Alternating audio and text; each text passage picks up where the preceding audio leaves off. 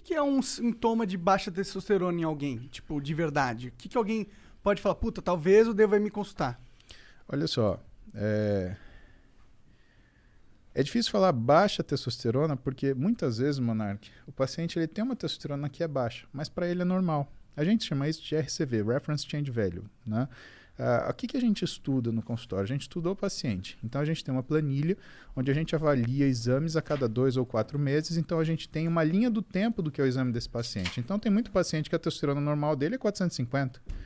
Tem outros que a testosterona normal é 850. Tem aí, tudo aí no meio. Tá? Então, é difícil falar o que é o sintoma da baixa testosterona. Eu posso te falar o que é sintomas que você deve procurar o médico. Tá? Então, vamos começar um por um. Que se você tiver esses sintomas, alguma coisa você vai achar. Primeira coisa, percepção de que você está mais cansado para fazer as coisas que você normalmente fazia. Essa percepção de mais cansado, ela pode se manifestar de duas formas. Primeiro, uma sensibilidade maior ao esforço, ou seja, você faz um esforço menor e você se sente mais incapaz de lidar com ele. Segundo, uma incapacidade de continuar funcionando em um meio de esforço. Antes você sentia o cansaço e conseguia seguir adiante. Hoje você não consegue mais. Terceira coisa, você pode ter alterações do que é a sua percepção de fome e saciedade. São coisas diferentes. Fome, quero comer. Saciedade, consigo parar de comer quando eu quero. Capacidade anorexígena, capacidade de não comer. Normalmente, esses estados de cansaço, eles fazem com que o teu corpo interprete que existe uma necessidade de energia. Então, você começa a perder o controle da sua capacidade de se alimentar. Isso é um sinal que tem alguma coisa errada com você, porque isso já é um controle central, é um controle neurológico. A gente tem sistemas muito delicados que cuidam disso. Interessante. E você tem que ser capaz de parar de comer quando você começa e você tem que ser capaz de não comer quando você não quer. Só que não comer quando você não quer já é uma coisa que demora mais para você perder. Que é a primeira coisa que a gente perde a capacidade de parar de comer quando a gente começa. Outras coisas interferem aí e que tem muita relação com função hormonal. Né? Não só de testosterona, hormônios sexuais, mas tem função, o estradiol também conta nisso, mas tem função, por exemplo, tireoide. Né? A tireoide ela dá uma sensação de tão baixa energia que o sujeito, um dos sintomas se chama sugar craving. Né? A pessoa precisa de açúcar. Por que ela precisa desse açúcar? Porque toda vez que você come um açúcar simples, e fique atento se você tem essa sensação, principalmente se você come açúcar e de repente você tem um ânimo que aparece do nada. Toda vez que você come açúcar, você transforma uma grande quantidade de T4, que é um hormônio estocado, em T3, que é o hormônio ativo. E essa transformação, ela te dá uma disposição. Isso é uma coisa que... Isso acontece comigo, hein? Sim, isso que eu ia falar. Às vezes em quando eu falo, nossa, preciso de um doce, do mano. nada, caralho, preciso de comer um doce. Mas você percebe que preciso de um doce não é uma coisa real? O real é, preciso de comida, por que eu não preciso de um churrasco? Porque o churrasco não vai dar aquela sensação de... Exatamente. Então, o que está acontecendo? Por que tem essa sensação de... é isso que é o lance. Entendi. Outra coisa, variação do paladar. A gente tem uma necessidade de comer algumas coisas que necessariamente o nosso cérebro ele meio que sente falta disso. Tem um nome muito engraçado, vocês vão rir, chama pica gravídica. Sabia que vocês vão rir. Pica gravídica. Não tem como não rir, né? Não Porra. tem. Os dois são bons, tá e é ligado? um nome que uma parte complementa a outra, né? Que faz sentido, né? Mas, por exemplo, é aquela história de mulher grávida ter vontade de comer tijolo, cabo de vassoura, né? Por que é isso? Isso daí é uma alteração, não deixa de ser uma alteração nutricional e que muitas vezes tem relação com alguma função metabólica que não está organizada. Sensação de mal-estar depois que você come, aquela sensação que você fala, nossa, agora eu queria um caixão para morrer e ressuscitar, né? Isso também é um mau sinal. E eu acho que eu preciso me consultar com você, cara. Cara, tudo isso que você tá falando aí, tirando o lance do açúcar, porque eu não sou muito chegado, não. Mas o lance de... Quando você falou que, porra, quando o teu corpo tá cansado, ele começa a achar que tá faltando energia que tu quer comer, pá. Porra, tu me definiu, cara. Não, mas é verdade. Aí você percebe que, assim, você nem tá com fome, mas você quer comer. E sabe qual é o grande problema? E, assim, tem uma série de outros sintomas. Se a gente for começar a falar, então a gente vai de cima para baixo. A gente nem começou a falar dos neurológicos. Ainda tem cognição, tem memória, sensação de recompensa. controle da ansiedade, da agressividade e da Sensação de irritabilidade. recompensa. Fala um pouquinho dessa da sensação de recompensa. Sensação de recompensa, a gente está falando do que é a organização de alguns núcleos no nosso cérebro, tá? Então... Porque eu não sinto essas... Eu não tenho mais essa parada, tá ligado? Claro um que bagu- tem, você fica mó feliz que você ganha de alguém no jogo, porra. Não, mas não, porra, não é disso que eu tô falando. Mas esse é o mesmo Não, eu tô mecanismo. falando de, pô, por exemplo, eu não... Os caras falam pra mim assim, porra, pô, maneiro o trabalho que tu tá fazendo, ou coisas do tipo assim, no macro, não tô falando de um joguinho, tô falando no macro, minha sensação é sempre de indiferença. Blazer. É. Então você está falando de dopamina e adrenalina, tá? Isso você vai entender, você nunca mais vai esquecer, tá? O nosso cérebro, ele tem linhas de nos proteger, tá? E essas linhas de proteção, elas alteram que a nossa tomada de decisão. Então existe um equilíbrio muito perfeito entre alguns locais. Vou falar os nomes para você escutar uma vez. Striatum dorsalis, núcleo accumbente, amígdala e núcleo ventromedial do córtex pré-frontal. Esses são 4 que a gente lida com mais frequência, tá? Striatum dorsalis é um núcleo de neurônios no nosso cérebro onde ele fica medindo constantemente os títulos de alguns neurotransmissores. Neurotransmissor, ele é simplesmente uma substância química que transfere uma informação de um elétron de um neurônio a outro. Perfeito, obrigado. E esses neurotransmissores, quando a gente olha isso, quais são os que a gente olha com mais frequência? Dopamina e noradrenalina. A dopamina é aquilo que desperta a tua iniciativa de fazer as coisas. Ela está concentrada aqui na sua região frontal da cabeça, que é o núcleo ventromedial do córtex pré-frontal, por exemplo. Por quê? Porque essa área, Igor, é o grande simulador do seu organismo. Então, se eu te chamar para, por exemplo, comer um ceviche, você simulou peixe cru, não quero. Paulo, obrigado, não gosto.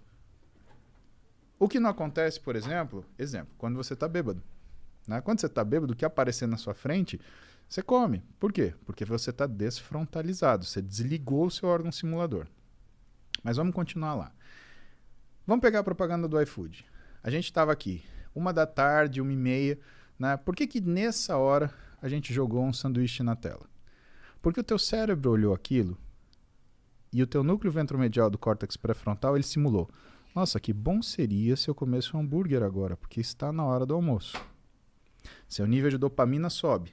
Você pega o seu telefone. iFood, hambúrguer. É a dopamina que te move pra tomar essas decisões, assim?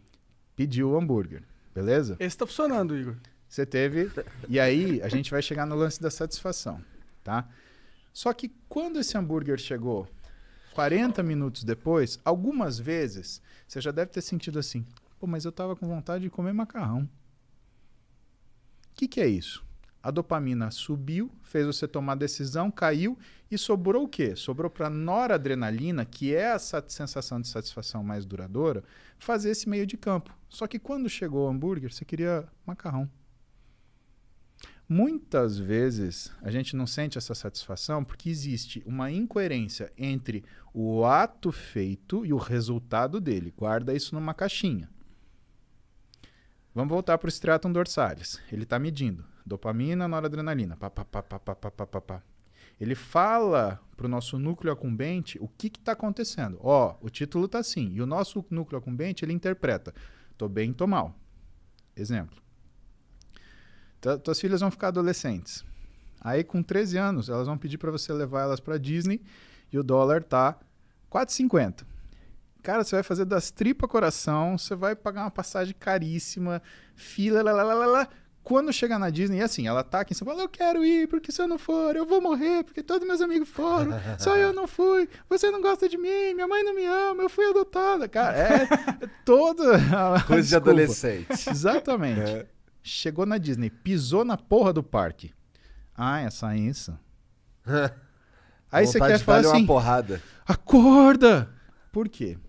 O núcleo accumbente, ele é sensível a variações hormonais, tá? Num adolescente, o que você mais tem é variação hormonal. Então ele faz essa leitura de percepção de recompensa ou não de uma forma muito inacurada. Por isso que é difícil você ver um adolescente que está 100% equilibrado o tempo inteiro, né? Ele está escutando uma música de corno lá, sofrendo, ou então ele tá, sei lá, dando heavy pulo, alucinado, né?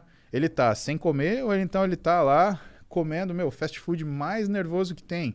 Aliás, você já viu, conta nos dedos, quantos adolescentes, por exemplo, gostam de comida japonesa? Por quê? Porque comida japonesa, você sente o sabor aqui, no paladar, no nariz, não na boca.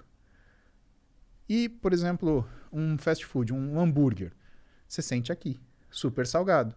O que ela quer? Ela quer água? Não, ela não quer água, ela quer um refrigerante, super doce. Quem que toma vinho? Nós 4, nós 3, né? Por quê? Caralho, Igor, falou que você tá tão gordo que você conta como 2. Não, Hein? ele contou com o Contei o Jean, pô. Sérgio. Então, por que a gente toma vinho?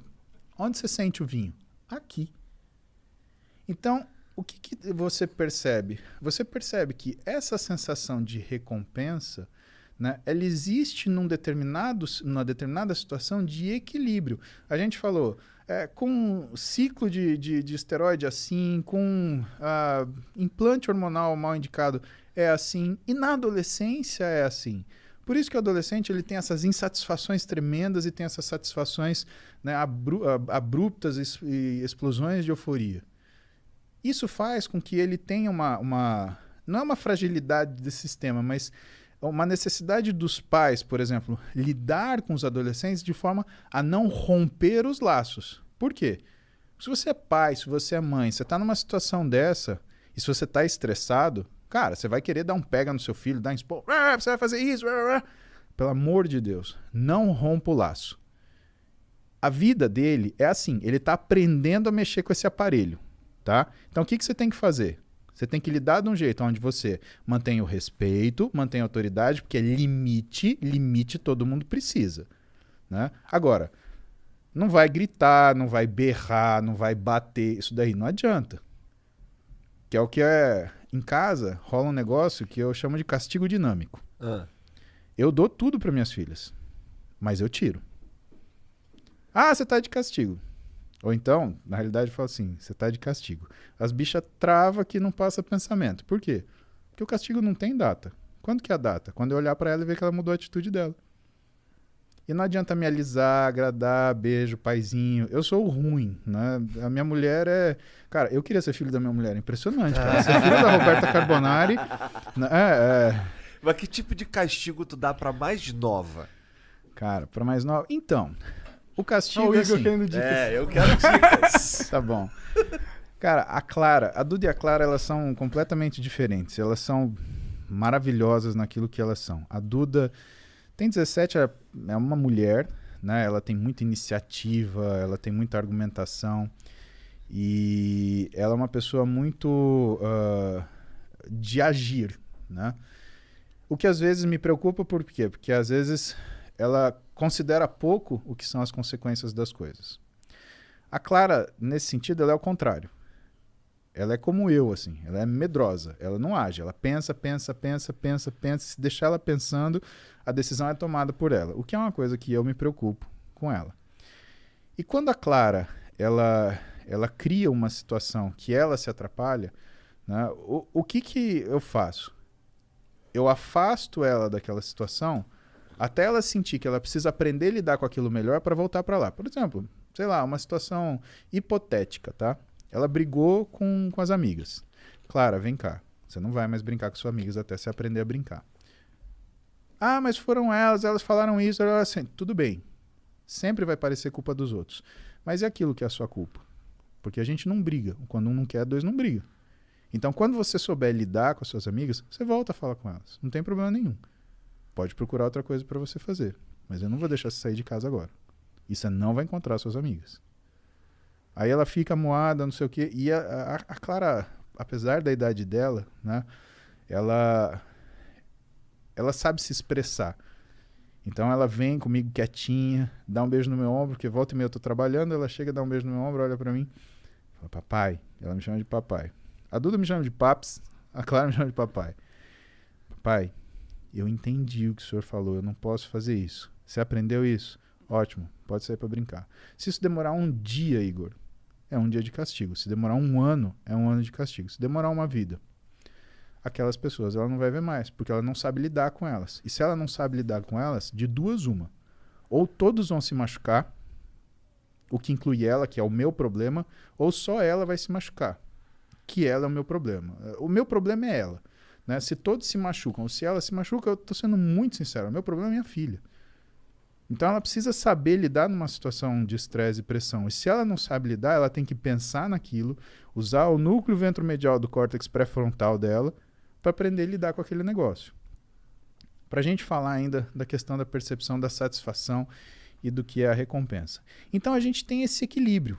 A gente tem a nossa amígdala, que foi o que eu faltei falar para você, que cuida da nossa ansiedade, irritabilidade e compulsividade, né? E ela fica antagonizando nosso núcleo ventromedial. Tem um cara chamado Daniel Kahneman, e esse cara escreveu um livro muito interessante, que eu ganhei da minha mãe, Heloísa, que chama Rápido e Devagar. E o que ele fala nesse livro? Ele fala justamente, ele faz uma análise através da neurociência do que são as nossas tomadas de decisão. Aquilo que você não pode responder na hora. Se você não precisa se defender de uma agressão imediata, nunca tome essa decisão. Pare. Pense. Você está tirando da sua amígdala, que vai responder com agressão, ansiedade e compulsão. E você está jogando para o seu córtex ventromedial, que vai simular aquela situação, as potenciais, né, complicações, e aí vai avaliar aquilo que vai acontecer. Passagem da história, vamos dar um exemplo disso. Elizabeth I, ela foi rainha da Inglaterra, ela foi traída por uma outra rainha que foi deposta, que era católica. Elizabeth I era protestante. Rei Filipe, que era o rei da Espanha, a Espanha era a potência dominante na época, né? Uma potência navegadora, tinha uma esquadra de navios maravilhosa, né? Extremamente potente. Eles estavam fazendo uma conspiração. Para quê? Para depor a rainha Elizabeth, que era protestante, né? E empossar a rainha, outra rainha católica. Tudo bem. Ele começa um trânsito de mensagens entre o rei Filipe e essa rainha, né? E eles fizeram isso com um único propósito, de fazer o quê? De que essas mensagens fossem descobertas. Por quê? Porque uma vez descobertas essas mensagens, ia-se saber que, ou ia-se acusar a rainha católica de traição.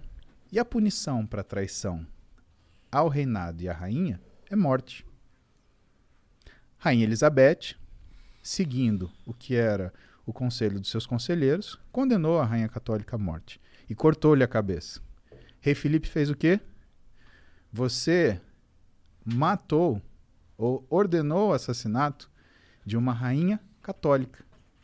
Isso, pela lei do papado, é contra o princípio do seu reinado. A gente vai fazer guerra com você. E ele entendeu isso como uma declaração de guerra. Se ela tivesse parado um minuto para pensar e falar assim, esses caras querem que eu mate essa mulher, ela nunca ia ter feito isso. Bom, o que aconteceu na história? Essa história, né, eu não lembro o nome da batalha, mas o fato é que a esquadra espanhola foi em direção à Inglaterra, teve uma tempestade descomunal, afundou a esquadra espanhola e só por isso que a Inglaterra não passou para o domínio da Espanha e se tornou novamente católica à frente dessa rainha que eu não lembro o nome. E por isso que a rainha Elizabeth ela permaneceu. Caralho. Mas isso é um exemplo na história disso. Sorte aí. Quem dá cu da sorte. Exatamente. É aquela história. E aí você para pensar. Cara, vale a pena você parar 2 minutos para você pensar no que você vai fazer? É. Vale. Quanto isso tempo... mudou um pouco a minha vida, cara. Esse lance de pensar antes, tá ligado? Porque, porra, eu já fui um cara difícil de lidar, tá ligado? Que tudo respondia que assim, sem pensar muito. E depois que a merda tava feita, eu, caralho, fiz merda. Igor, ninguém é fácil de lidar. Só a gente é fácil de lidar. Você já parou pra pensar que você pode olhar pra você ontem que é uma coisa desleal com você e falar que você era um cara difícil de lidar. Por que é desleal com você? Porque você tá olhando para um Igor de 15 anos, 20 anos, a partir da visão de um Igor de 30 e tantos. Quantos anos você tem? 36. Desculpa. Você tá olhando para você 18 anos atrás com a visão do Igor de 36. Faz isso, cara. Isso é culpa. Isso é ruim. Isso te machuca. Porque ninguém é fácil de lidar. Tem gente que finge ser fácil de lidar. Mas ninguém é. Todas as pessoas querem o que elas querem, do jeito que elas querem, na hora que elas querem. E se elas não têm isso, as que são mais... como fala? As que são mais ardilosas, elas criam mecanismos para chegar nessa situação. As que são mais impulsivas, elas querem tomar aquilo na briga, que não tem um jeito certo e errado. Aquilo são formas. Né? Você não consegue qualificar isso. Né? Então, o que faz a gente, na verdade, observar isso é um amadurecimento que você foi submetido. Você foi obrigado a pensar 2 vezes. Todos nós tivemos situações onde nós fomos viscerais e fomos, né, extremamente agressivos. A questão é, o que custou para a gente mudar? Pensa no que você passou de vida, o que você enfrentou, as coisas, os nãos que você levou. Cara, isso é um assunto legal porque isso eu acho que vem muito de encontro daquilo que é você se conhecer. Né? A história do Rain, né? Reconhecer, aceitar, investigar e não identificar. Você foi. Né? Você não tem culpa por causa disso. Todo mundo é assim. Caralho, agora eu tô me sentindo bem. Olha lá. Que bom. Antes eu tava me sentindo merda. Por isso que ele é um médico.